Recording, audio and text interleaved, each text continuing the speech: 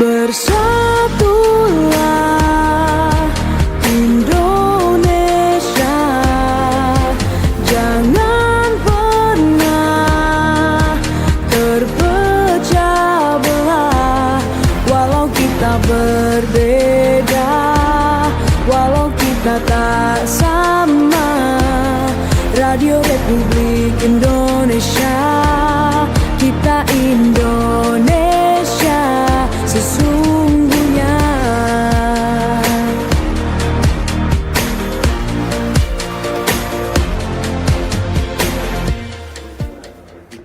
Selamat pagi pendengar Radio Republik Indonesia Manado. Kembali hadir menyapa Anda, saya Jihan Umar. Dan tentunya kali ini di dialog khusus yang akan kita bawakan di edisi 4 Februari 2025. Kali ini topiknya membahas mengenai peranan pimpinan dalam penguatan budaya K3 dan kompetensi SDM pada era transisi energi untuk mendukung produktivitas menuju zero harm, zero loss. Nantinya juga akan dibuka line interaktif via line telepon dan juga line WhatsApp di 0821 9583 5080, dan Anda juga bisa bergabung di YouTube channel RRI Manado. Dan telah hadir bersama saya juga di sini ada narasumber yang luar biasa. Selamat pagi, ada Bapak Prisma Asmara Yuda selaku manajer PLN UP2D Sulutenggo, benar ya Pak ya? Betul. Ada juga Bapak Revi Aldrian selaku manajer UP3 Manado. Pak, selamat pagi. Iya, selamat pagi. Dan ada juga Bapak Dunung Jatikusumo selaku asisten manajer K3 dan keamanan PLN UIT Sulutenggo. Benar ya Pak ya? Selamat pagi. Kita akan ngobrol-ngobrol juga dengan ketiga narasumber kita tentunya mengenai topik yang cukup sebenarnya kalau misalnya saya sebagai orang awam ini agak kebingungan sebenarnya, karena banyak kata-kata yang masih rancu sekali di pikiran saya, masih asing sekali didengar, apalagi mengenai K3, terus juga transisi energi dan juga zero harm zero loss. Kira-kira zero harm zero loss, K3 dan juga transisi energi ini apa sih? Siapa kira-kira yang akan menjawab? Mungkin Bapak Prisma Asmara Yuda. Baik, terima kasih. Perkenalkan, saya Prisma ya, di sini sebagai manajer UP2D, unit pelaksana pengatur distribusi, kalau boleh saya jelaskan. Jadi yang melayani teman-teman UP3 pelaksana untuk pelanggan itu, kami sebagai kontrolnya, pengendalinya ya, pengendali sistemnya. Baik, terkait K3, zero harm, zero loss tadi, sebetulnya di budaya kami sendiri itu sudah menerapkan ini lama ya, terkait tidak ada yang lebih berharga daripada jiwa manusia. Itu yang awalnya, itu goalnya sebetulnya dari K3 ini, pesan keselamatan kerja. Itu yang sebagai gambaran umumnya. Terus mungkin kalau yang dari K3-nya sendiri boleh disampaikan. Ada teman saya. Iya, izin mungkin saya menambah dari Bapak Prisma. Jadi bagi informasi tentang K3 itu adalah keselamatan dan kesehatan kerja begitu ya. Jadi di situ adalah kita menjaga kondisi di mana setiap pekerjaan kita itu dimulai dengan kondisi aman, terus sehat dan selamat, beserta selesai pekerjaan dalam kondisi yang sama. Gitu. Baik. Banyak sekali di media sosial yang membicarakan mengenai era transisi energi menuju Indonesia emas. Sebenarnya era transisi energi ini apa sih Pak? Dari PLN sendiri gitu ya? Ya. Mungkin saya sedikit menyampaikan, kalau terkait dengan transisi energi itu adalah sebenarnya pada prinsipnya itu adalah perubahan dari energi yang konvensional ya menjadi energi terbarukan sebenarnya. Jadi karena goalnya itu adalah sebenarnya net zero emission kok di PLN sendiri. Nah, jadi pada prinsipnya transisi energi itu adalah upaya-upaya yang dilakukan untuk menuju ke arah net zero emission. Jadi mungkin kalau misalnya kita coba googling gitu atau cari-cari, tahun 2016 itu pernah ada yang namanya Paris Agreement ya, di mana ada negara-negara yang tergabung dalam Community of Practice di Parancis sana ya, yang membahas terkait sama perubahan iklim, yang terlalu cepat karena adanya penggunaan bahan bakar fosil. Oke. Jadi transisi energi itu sebenarnya fungsinya adalah untuk mengubah itu menjadi sumber energi yang lebih ramah lingkungan, sehingga pemanasan global tidak terjadi terlalu cepat, sehingga perubahan cuaca pun tidak berubah juga terlalu cepat. Oke. Itu goalnya sebenarnya awalnya.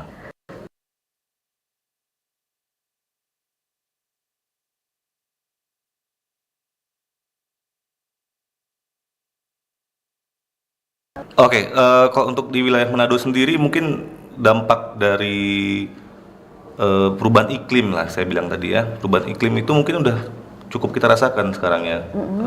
Hujan, pergeseran cuaca gitu ya, pergeseran musim, kemudian juga mungkin kejadian-kejadian seperti banjir dan lain-lain, itu sebenarnya tuh awalnya dimulai dari pemanasan global semuanya gitu ya. Jadi kandungan air di lautan meningkat. Tentunya kalau ada air di lautan meningkat akan terus bergeser ke arah sungai dan akhirnya akan mengakibatkan kandungan atau volume dari air yang ada di daratan meningkat gitu. Jadi kalau untuk di Manado sendiri, saya rasa udah kita rasakan juga sekarang ya, banyak daerah yang banjir, kemudian juga pergeseran cuaca. Nah makanya jadi cukup urgent juga memang isu ini. Jadi nggak hanya berbicara di Manado, tapi juga ternyata di Indonesia seperti itu ya Pak ya. Betul, Jadi betul. makanya pemerintah dan juga PLN sendiri membuat era transisi. Sejak kapan memang Pak dimulainya? Kalau yang pasti tadi kan awalnya kan dari Paris Agreement ya, itu sejak tahun 2016 gitu ya. 2016. Kemudian memang dilanjut juga ke ada pertemuan di Tokyo Protocol di tahun 2017 dan mengacu kepada kesepakatan dalam agreement tersebut, PLN pun juga berkomitmen gitu ya, Indonesia dan PLN berkomitmen untuk meningkatkan bauran energi terbarukan untuk mengurangi bahan bakar fosil, dan goalnya adalah net zero emission atau tidak ada emisi karbon di tahun 2060. Oke. Jadi memang ini rencana jangka panjang seperti itu ya. Betul. Lalu bagaimana cara penerapannya Pak? Kira-kira untuk transisi energi ini? Kalau untuk penerapannya di PLN ataupun mungkin saya cerita di Sultenggo dan Manado ya, tentunya kita pertama-tama tentu dari roadmap yang sudah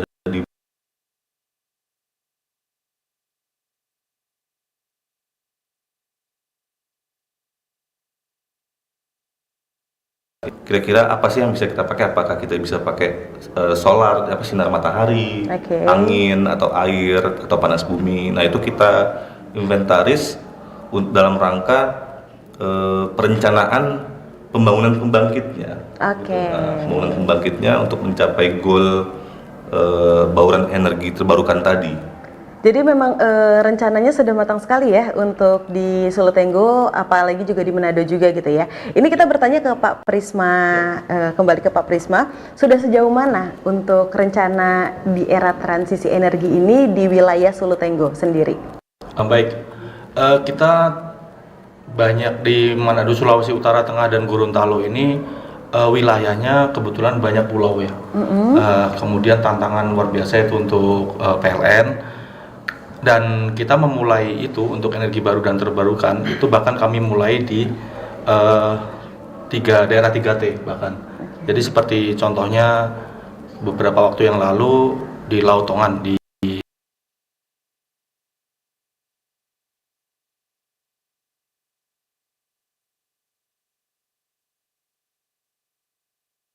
beberapa tempat yang harus kita eksekusi untuk percepatan kelistrikan, itu kami langsung menggunakan energi baru dan terbarukan. Ada beberapa potensi di sini yang bagus dan mungkin kami tahap juga untuk rencana jangka panjangnya ke arah sana, termasuk contohnya di Tahuna itu ada juga potensi angin atau tenaga bayu ya. Betul. Gambarannya seperti itu. Banyak yang kami eksekusi dengan menggunakan solar panel untuk saat ini di pulau-pulau. Kemudian nanti juga harapannya di Manado ini beberapa potensi yang ada menggantikan penggunaan batu bara ya dan minyak bumi, itu ada beberapa titik yang diuntungkan untuk di Manado ini. Ada beberapa sumber panas bumi bisa kita gunakan juga, ada di Lahendong, di Tomohon, itu secara kapasitas mungkin masih mampu untuk kita tambahkan lagi, termasuk juga dengan penggunaan tenaga air mulai dari sampai dengan Sulawesi Tengah sana. Kalau berbicara mengenai kesulitannya, kira-kira kesulitannya itu berupa apa, Pak? Ya, jika sekarang diimplementasikan secara langsung untuk penggantian transisi ke energi baru terbarukan, itu mungkin memang tidak bisa dieksekusi dalam waktu cepat seperti yang Pak Revi tadi sampaikan. Net zero emission itu nanti di 2060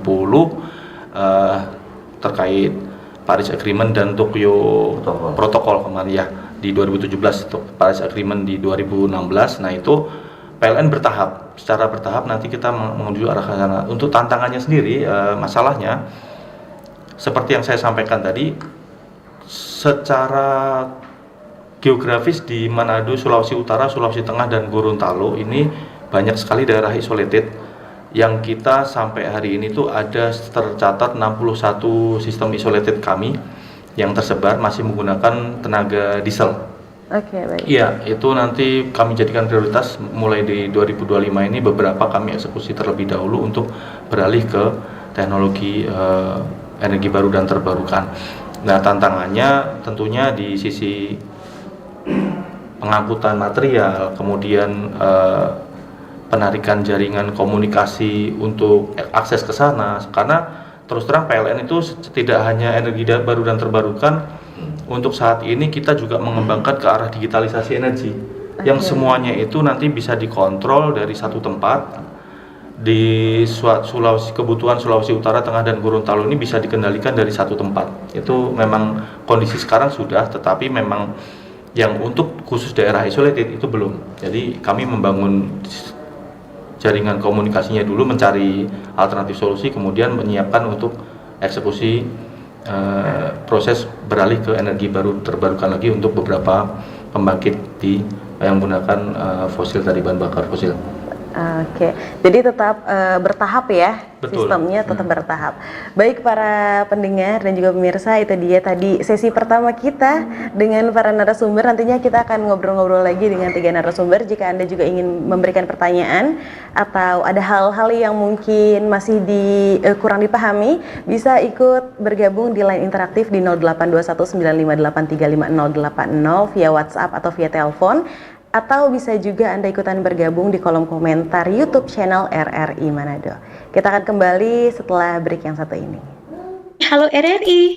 Halo RRI. Iya, halo RRI. Kami semua bisa sampaikan semua keluhan masalah atau informasi melalui SMS, WhatsApp, dan media sosial secara langsung di 0816 16 12 121 setiap hari Senin dan Jumat pukul 10 pagi sampai pukul 11 siang waktu Indonesia Tengah. Suarakan masalah Anda dan temukan solusinya bersama Halo RRI. Halo RRI.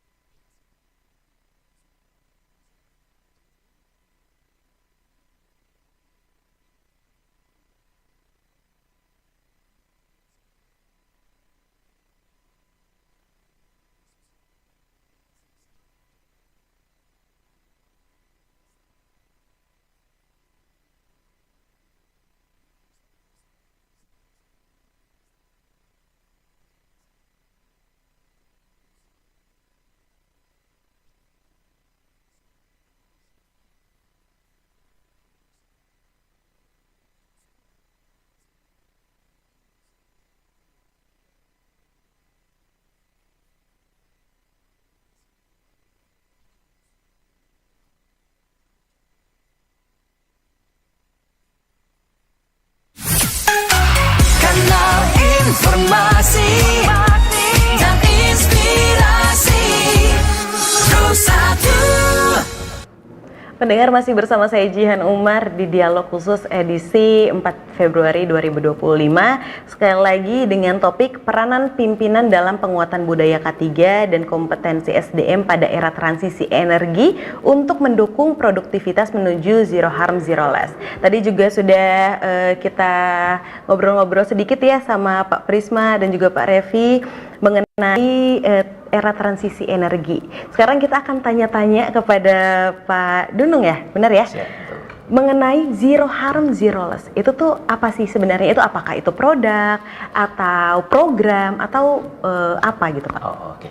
Ya, di sini mungkin kami ingin sharing ya terkait apa itu zero harm dan zero loss itu. Jadi zero harm dan zero loss itu adalah goals yang perusahaan kami tetapkan gitu dalam mendukung kondisi yang ada sekarang ini di sisi transisi energi ya. Jadi di sisi transisi energi itu kami pasti akan melakukan banyak proyek ataupun pembangunan gitu. Tapi kami juga harus menjaga bahwa para pekerja di lapangan maupun yang mensupport itu dalam kondisi yang tetap selalu aman gitu. Jadi zero harm itu tidak ada gangguan atau tidak ada bahaya lah ya istilahnya ya, dan zero loss tidak ada kehilangan gitu. Jadi tapi selain itu tidak hanya kami menitik beratkan hanya di sisi internal kami, tapi kami juga menjaga kondisi ini itu berhubungan dengan lingkungan dan masyarakat sekitar gitu. Jadi kami membuatkan program-program yang mendukung peningkatan budaya K3 ini atau nantinya bisa mencapai tujuan kami secara korporat, yaitu di zero harm dan zero loss. Oke, kalau misalnya berbicara pandangan orang awam gitu ya, kenapa sih harus ada zero harm, zero loss? Apakah case-nya semenakutkan itu? Iya. Atau bagaimana? Bisa dijelaskan Pak? Iya, memang bagi orang awam tidak akan ini ya, mungkin sekilas saja ya pandangannya begitu. Tapi bagi kami gitu, kembali ke prinsip dari korporasi kami, di mana tidak ada yang lebih penting daripada jiwa manusia gitu kan. Artinya kalau kita selalu menjaga kondisi yang aman dan selamat gitu, di sisi perusahaan pasti produktivitas kami akan meningkat, dan kami juga sangat amat peduli dengan kondisi para pekerja kami maupun kondisi lingkungan dan masyarakat sekitar, karena ketika suatu pekerjaan ataupun suatu proyek yang kita lakukan tidak dalam kondisi yang aman ya, kita pasti akan mempengaruhi banyak hal gitu. Jadi kita mencegah terjadinya kerugian di segala aspek gitu. Oke, ngomongin mengenai zero harm, zero loss, itu rules-nya itu seperti apa Pak pada akhirnya? Apakah hanya yang penting selamat aja, yang penting kembali ke kantor dengan selamat, atau ada berupa foto atau bagaimana? Oh oke. Kami sih melakukan yang namanya sistem monitoring ya. Sistem monitoring dengan pengendalian dari setiap apa yang akan kita kerjakan, dari tahapan proses persiapan, lalu proses pelaksanaan hingga proses selesai dalam melakukan suatu pekerjaan itu.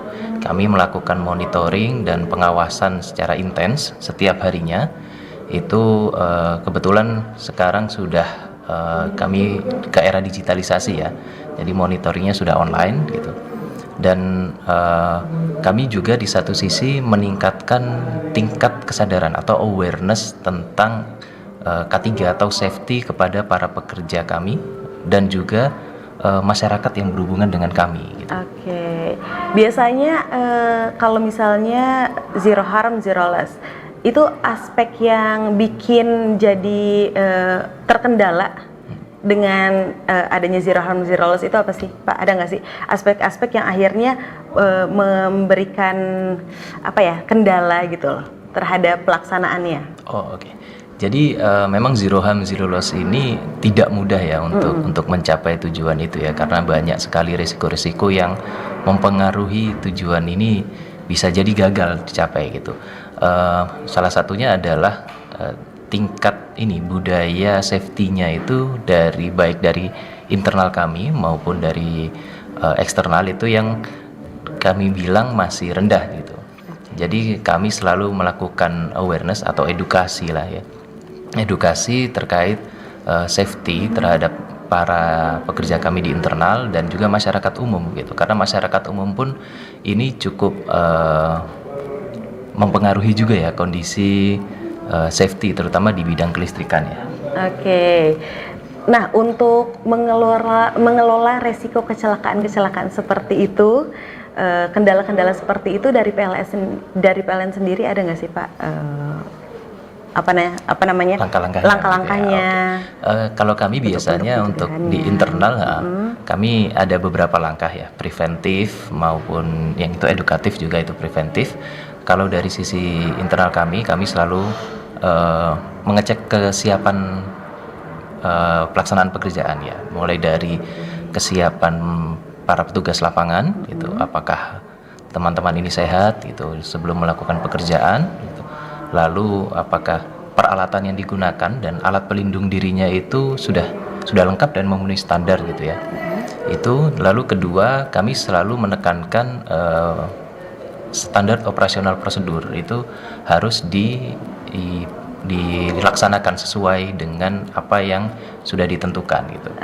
Selama itu semua dipenuhi, insya Allah itu zero harm zero loss ini bisa tercapai. Gitu. Dari semenjak adanya zero harm zero loss, apakah ada presentasi mengenai keselamatan kerja yang meningkat atau data-datanya seperti apa Pak kira-kira? Oke, untuk zero harm zero loss ini memang adalah program yang kami canangkan secara korporasi ya. Secara korporasi kami dicanangkan di tahun ini gitu. Tapi kita menilik ke belakang, memang profil K3 di internal kami di PLN itu dari tahun ke tahun itu tetap mengalami perbaikan lah, mengalami perbaikan. Budaya K3-nya itu semakin tahun baik dari internal dan eksternal kami berusaha untuk selalu meningkatkan budaya terkait kesadaran tentang safety sehingga tujuan di ujung ini zero harm zero loss ini kami bisa capai. Oke, baik para pendengar, itu dia sedikit banyak ya mengenai zero harm zero loss. Sudah mulai terbuka juga ya mengenai topik kita kali ini, mengenai era transisi energi dan lain-lainnya. Dan kita akan break sejenak dulu sebelum kita masuk ke sesi ketiga membahas mengenai K3 nih Bapak-bapak ya. Karena akhirnya apapun yang dilakukan pada PLN dari era transisi energi, lalu juga zero harm zero loss, akhirnya ada kesinambungan juga mengenai program K3 gitu. Oke, baik, nanti kita akan tanya-tanya, tapi sebelum itu kita akan break dulu sejenak.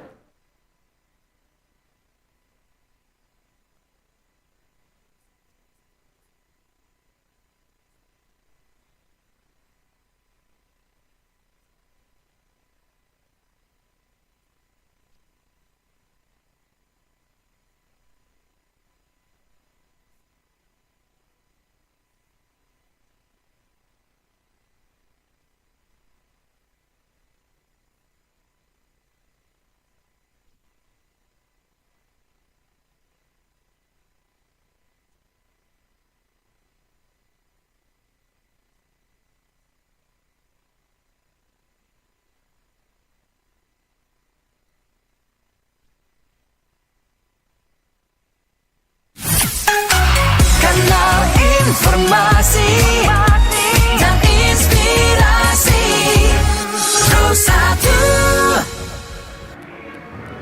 Baik para pendengar, kita masuk di sesi ketiga, akhirnya membahas mengenai K3 ini ya. Nanti kita akan ngobrol-ngobrol interaktif nih, siapa yang mau jawab yang ingin menambahkan juga boleh ya mengenai K3 ini.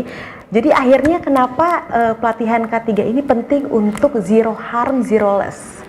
Kira-kira siapa yang akan menjawab terlebih dahulu? Ya, mungkin saya menambahkan teman-teman bisa menambahkan nanti kalau ada yang terlewat. Sertifikasi kalau di kami karena pekerjaannya ini harus sesuai dengan kompetensi ya. Nah itu kalau di kami memang Dari sertifikat kompetensi pun kami harus pastikan mereka berkompeten. Kemudian terkait juga sertifikasi pentingnya memahami keselamatan kerja, kami juga ada beberapa sertifikasi terkait lingkungan maupun keselamatan kerja ya. Jadi teman-teman yang eksekutor di lapangan itu harus sudah mempunyai bekal itu sebagai suatu kebutuhan yang utama gitu. Jadi tanpa kita mengingatkan, itu menjadi budaya dan itu sudah menjadi latar belakang dari semua teman-teman yang ada di lapangan. Harapannya satu, sebetulnya mereka awal bekerja utuh, selesai pekerjaan pun tetap utuh atau one piece. Itu yang disampaikan oleh direksi, termasuk di pesan keselamatan harian setiap hari. Gitu. Oke. Tuh, sebelum kita lanjut, ada pertanyaan dulu ini dari komentar YouTube Ray Aprilio. Listrik sudah menjadi kebutuhan primer sekarang, dimana kalau listrik padam sebentar saja pasti banyak masyarakat yang ngomel-ngomel. Semangat buat petugas PLN dan semoga dijauhkan dari bahaya di lapangan. Oh, sebenarnya bukan pertanyaan ya. Terima kasih support. Terima kasih sekali. Iya, reward dari pemakai listrik nih di Manado gitu ya. Oke, kita lanjut. Berarti memang sudah dipikirkan matang ya mengenai K3 yang berkesinambungan juga dengan zero harm, zero loss.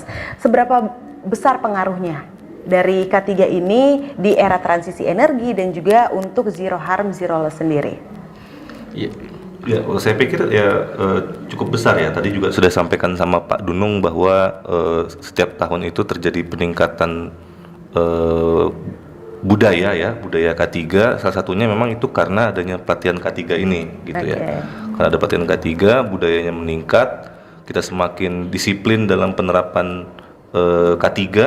Kita juga tahu SOP, kita ikuti dengan benar, kita rajin, kita melakukan briefing, kita menggunakan alat pelindung diri, yang ujung-ujungnya goalnya adalah mencegah terjadinya kecelakaan. Jadi memang sangat besar pengaruhnya. Oke, ini pertanyaan khusus untuk Pak Dunung nih, selaku Asman K3 dan juga keamanan PLN with Sultenggo ya.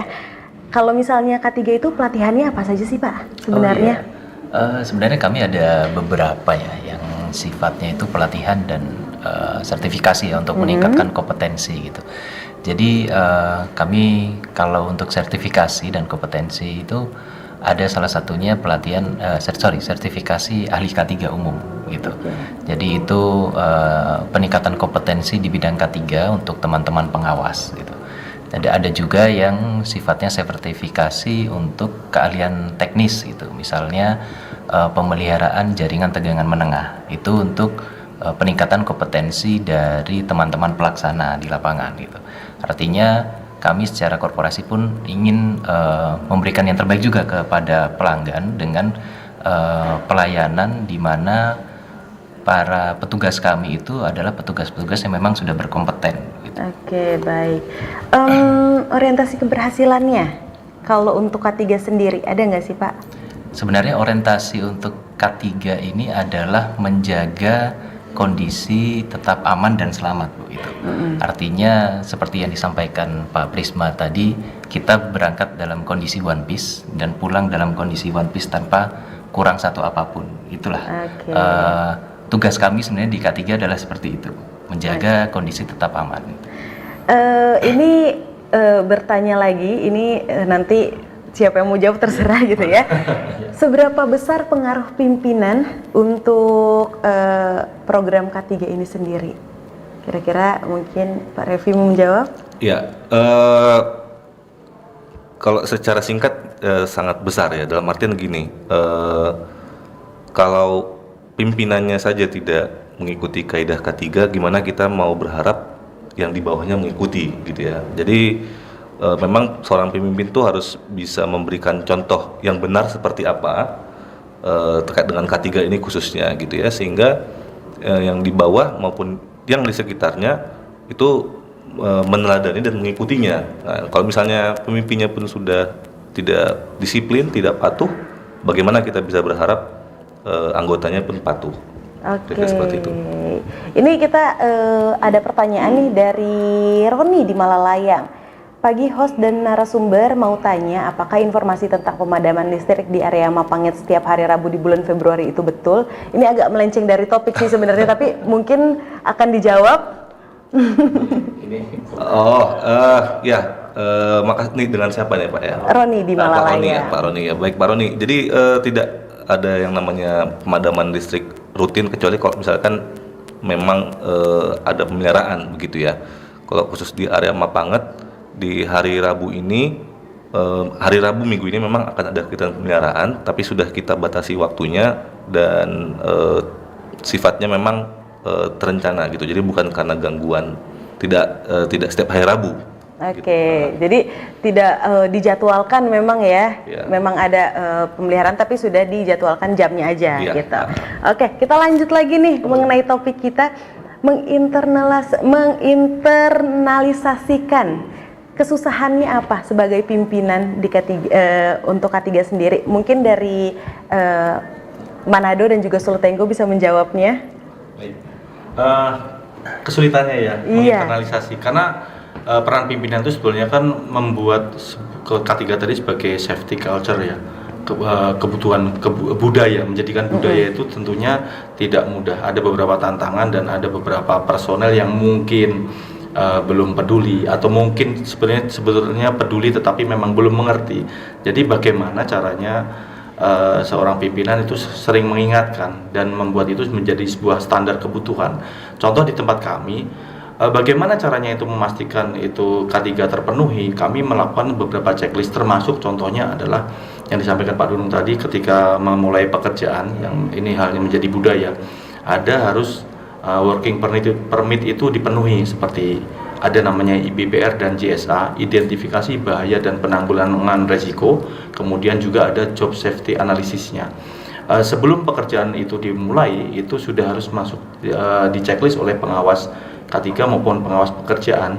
Ketika itu sudah terpenuhi baik dari peralatan alat pelindung diri maupun secara safety-nya atau nirmis atau potensi bahaya nirmis yang akan terjadi itu sudah teridentifikasi di awal terkait mitigasi resiko, nah itu baru boleh dilaksanakan. Karena di tempat kami seandainya terjadi kecelakaan kerja itu semua pekerjaan yang lain itu menjadi tidak ada artinya. Secara kinerja pun kami akan terpengaruh cukup besar dan pastinya akan lebih repot kalau personel kita yang harus menghadapi resiko keselamatan tidak terpenuhnya keselamatan kerja tadi. Otomatis yang pasti yang sedih tidak hanya teman-teman di kantor, tetapi pulang di keluarga pun juga akan sedih ya, betul, karena semua personel harapan kami adalah berangkat dari rumah utuh, pulang pun kembali utuh bersama dengan keluarganya. Itu yang gambaran penguatan budaya dan tantangannya di unit kami di UP2D. Oke, mungkin mau ditambahkan untuk yang unit di Manado sendiri? Tadi terkait ini ya, terkait pentingnya ya? Iya, lebih ke kendala-kendalanya juga. Ya, kendalanya memang salah satunya juga kita sulit memastikan di setiap lokasi dan setiap orang itu benar-benar menerapkannya ya. Jadi kan kita punya banyak anggota, kita juga punya banyak titik lokasi pekerjaan. Yang menjadi tantangan saat ini adalah bagaimana memastikan semua titik pekerjaan kita maupun semua orang yang melakukan pekerjaannya itu benar-benar menerapkan prinsip K3. Nah, itu yang memang menjadi tantangan lah saya bilang. Oke, ini dapat reward lagi nih dari para pendengar yang juga pemirsa YouTube channel RRI Manado dari Ridel Manopo. Semoga tayangan ini bisa membuka mata semua kalangan karena budaya K3 menjadi budaya yang wajib diketahui oleh masyarakat, terutama untuk internal pegawai, lebih khusus petugas lapangan. Terima kasih PLN katanya. Terima kasih Pak Ridel.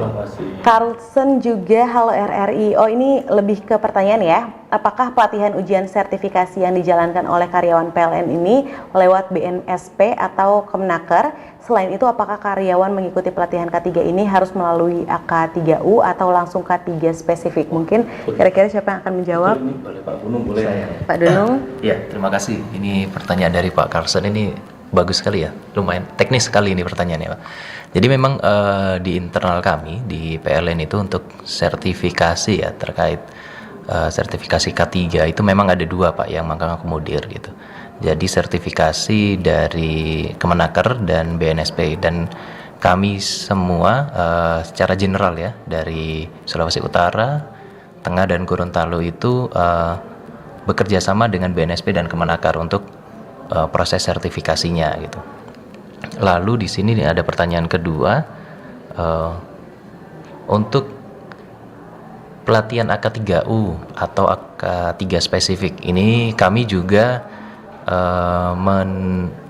membagi lah ya, membagi kepada teman-teman kami yang di lapangan, baik yang pengawas maupun pelaksana itu untuk pelatihan yang diikuti. Jadi ada ya beberapa yang mengikuti AK3U, ada juga yang jenis pelatihan K3 yang lebih spesifik gitu. Mungkin itu sih. Kita lanjut ke komentar selanjutnya dari Andi Fakhru Rozi Syamsuddin. Izin, apa langkah-langkah praktis pimpinan dan tim dalam meningkatkan kualitas SDM masyarakat umum terkait bahaya listrik, tegangan tinggi di tiang-tiang listrik PLN yang berdekatan dengan instalasi umum? Terima kasih. Kira-kira siapa yang akan menjawab, Pak Dunung lagi? Boleh saya. Jadi untuk di sini yang dimaksud Pak Andi ya, mungkin itu lebih ke peningkatan budaya atau tingkat kepedulian ya terkait keselamatan ketenaga listrikan ya bagi masyarakat umum gitu. Jadi upaya-upaya kami itu adalah melakukan edukasi. Kami melakukan edukasi kepada masyarakat umum. Ini ada beberapa step ya. Yang pertama itu edukasi door to door gitu. Jadi teman-teman unit layanan kami yang di lapangan itu setiap kali mereka melakukan pekerjaan di lapangan, mereka menyempatkan waktu mampir nih ke rumah-rumah itu melakukan sosialisasi edukasi gitu. Ada juga yang kami lakukan edukasi terhadap masyarakat itu melalui media sosial maupun media elektronik gitu ya. Dan selain itu kami melakukan langkah-langkah pencegahan gitu ya, di mana ketika ada lokasi-lokasi yang memiliki potensi resiko bahaya yang cukup tinggi bagi masyarakat gitu ya, terutama di sektor ketenaga listrikan itu, kami biasanya melakukan pemasangan rambu-rambu peringatan di situ. Artinya kalau langkah pencegahan itu kami lakukan, masyarakat yang melintas di situ bisa melihat secara tidak langsung akan menghindari lokasi ini berbahaya begitu. Sembari kami akan secara bertahap melakukan perbaikan di lokasi yang memiliki resiko bahaya tinggi bagi masyarakat. Gitu. Oke, jadi terjawab sudah ya. Dan sekarang kita lanjut ke komentar selanjutnya dari warga sipil. Budaya K3 itu wajib, apalagi bagi petugas lapangan PLN yang kerjanya beresiko tinggi. Salut buat petugas lapangan yang gercep ketika ada laporan gangguan. Ini kesaksian saya pengguna aktif PLN Mobile. Wih, keren. Oke, kita lanjut. Ini pertanyaan dari Rivo. Izin bertanya, upaya apa yang dilakukan dari pihak PLN mencegah terjadinya kecelakaan masyarakat umum? Pak Dunung lagi ya kayaknya ya, yang akan menjawab ya. Iya, ini kurang lebih pertanyaan Pak Rivo ini hampir sama ya dengan pertanyaan sebelumnya tadi. Memang kami banyak melakukan langkah-langkah preventif ya, langkah-langkah edukasi ke masyarakat itu. Baik itu yang sifatnya memang konvensional, artinya mendatangi satu-satu, ataupun kami biasanya datang juga ke sekolah-sekolah ataupun kecamatan atau kelurahan juga gitu dan desa-desa. Dan selain itu kami juga aktif melakukan edukasi lewat media sosial dan media elektronik ya gitu. Oke, baik. Ini kita balik lagi gitu ya ke pertanyaan dari saya sendiri. Kalau misalnya K3 itu apakah dia hanya satu kali aja atau nantinya akan ada keberlanjutan lagi? Kira-kira siapa yang akan menjawab? Ya, saya pikir harus berkesinambungan ya, berkelanjutannya. Jadi memang terkait dengan K3 ini bukan pekerjaan yang bukan hal yang sifatnya one time only sebenarnya, tapi kontinu, karena sangat mungkin gitu ya jika seseorang itu lupa ataupun lalai ataupun mungkin jadi abai gitu. Nah, jadi memang peningkatan budaya K3, pelatihan K3 itu memang harus dilakukan secara berkesinambungan dan terstruktur menurut saya. Dan memang harus dilakukan oleh semua aspek yang mengambil bagian di situ gitu, di kegiatan tersebut. Nah. Kalau menurut 3 narasumber nih ya, kita tanya satu-satu, bagaimana sih strategi dari PLN sendiri untuk meningkatkan SDM-nya di luar dari mengesampingkan K3 itu sendiri? Kadang-kadang kan ada yang maunya ngepus sampai lupa segala hal, terutama keselamatan gitu ya. Dari PLN sendiri ada nggak sih hal-hal seperti itu? Ya, kalau saya boleh sampaikan, di PLN itu sebetulnya dimanapun, di bagian manapun sebetulnya kita tuh sudah membuat sebuah sistem yang untuk mengawasi hal tersebut terkait kualitas dari pekerjaan teman-teman yang ada di lapangan maupun yang ada di tempat-tempat yang berpotensi adanya bahaya gitu kan. Jadi walaupun ada Pak Dunung, ada saya atau Pak Revi atau bahkan tidak ada pun itu akan tetap berjalan. Itu yang paling penting karena PLN membangun ini tidak hanya 1-2 tahun tetapi sudah menjadi budaya beberapa bertahun-tahun yang lalu, seperti hanya tertib dalam pengajuan working permit dan sebagainya. Ketika itu menjadi push, kecuali ada kondisi emergensi ya, jadi ada pekerjaan yang bisa kita tolerir untuk tindakan itu bisa dieksekusi, tetapi tetap dengan harus pengawasan ketat, itu di sisi emergensi saja. Untuk selebihnya baik yang preventif maupun korektif itu kita bisa mengistilahkan mulai dari pekerjaan pekerjaan terencana maupun tidak terencana, itu semuanya harus mengikuti kaidah dari sistem yang dibangun untuk K3 tersebut. Jadi tanpa atasan pun itu yang berkaitan akan membutuhkan ini seperti itu. Jadi akan memenuhi dari sisi level paling bawah sampai dengan approval yang ada di atasan, karena bertanggung jawab semuanya untuk sebuah kapal seperti itu, keselamatan sebuah kapal. Berarti memang seurgensi apapun permasalahannya K3 tetap ada di dalamnya ya. Betul. Tadi juga dengar mengenai K3 yang sifatnya kontinu, jadi nggak hanya satu waktu saja. Sebenarnya K3 ini hanya untuk orang-orang lapangan sajakah atau menyeluruh nih pegawai PLN dari atasan sampai bawahan semuanya? Betul. Ya, jadi sebenarnya K3 ini tidak hanya untuk petugas lapangan ya, tapi bagi seluruh pegawai ataupun karyawan lah ya, di PLN gitu. Dan sebenarnya ini pun kami juga tidak hanya fokus di dalam perusahaan kami ya. Artinya seperti yang saya sampaikan tadi, kami juga mencoba meningkatkan budaya itu ke masyarakat gitu. Artinya memang semua aspek ya, karena berhubungan dengan keselamatan ya gitu. Karena berhubungan dengan keselamatan sudah tidak memandang jabatan di sini, jabatan ataupun status. Jadi kita itu ingin meningkatkan kesadaran gitu ya terkait K3 ini, terkait safety ini kepada semua pihak yang memang berhubungan dengan kami, terutama dalam hal atau kondisi-kondisi yang memiliki risiko bahaya. Oke, ini menjadi pertanyaan terakhir nih untuk 3 narasumber kita, ada Bapak Prisma, Bapak Revi dan juga Bapak Dunung. Orientasi keberhasilan seperti apa yang menurut Bapak-Bapak ini harus dilakukan oleh PLN untuk pegawainya dan juga untuk masyarakat di sekitar kira-kira? Dan mungkin bisa juga kasih advice, biasanya banyak orang awam yang PLN gimana nih mati lampu terus, padahal mereka tidak tahu kerjanya seperti apa nih di lapangan gitu. Mungkin dari Bapak Dunung dulu. Oke, karena di sini terutama saya dari bagian K3 ya, mungkin kami berorientasi bahwa apapun yang kami atau kita semua lakukan gitu ya, tetap aware lah, tetap pedulilah terhadap keselamatan dan keamanan diri kita sendiri gitu. Baik itu untuk hal-hal yang kecil maupun sampai hal-hal yang besar, karena seperti yang disampaikan tadi, apapun yang kita lakukan gitu, kalau kita gagal dari hal keselamatan dan keamanan, itu semua akan sia-sia. Oke, kita lanjut Pak. Silahkan. Baik. Yang ini ya, apa namanya? Orientasi keberhasilan. Baik, yang kita lupa tadi juga terkait kesehatan ya.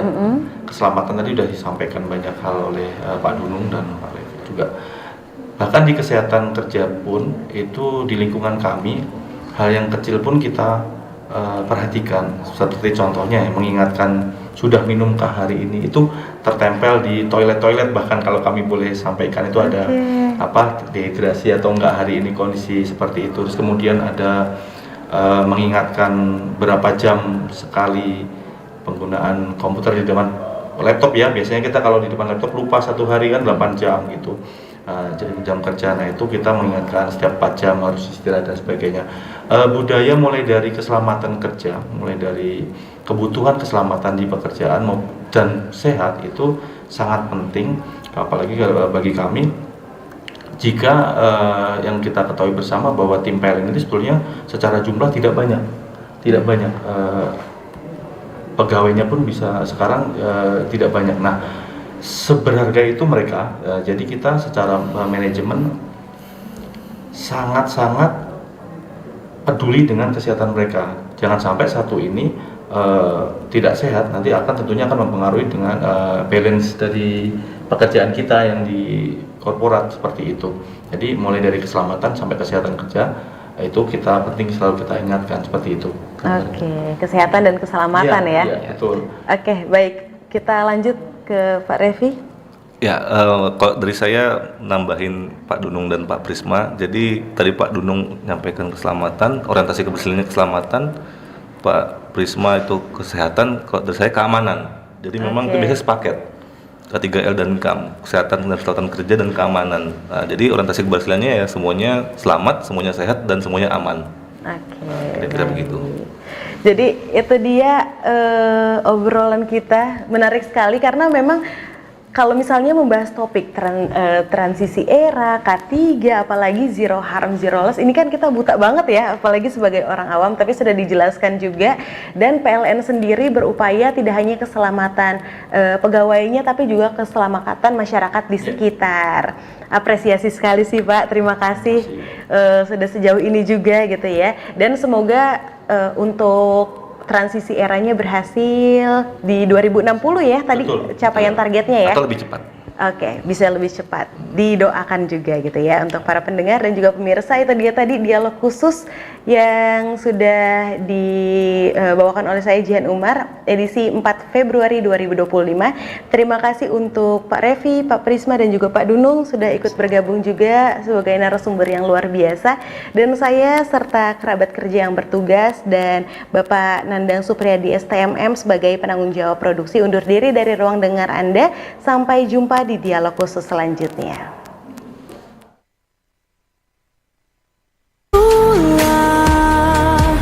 Indonesia, jangan pernah terpecah belah. Walau kita berbeda, walau kita tak sama. Radio Republik Indonesia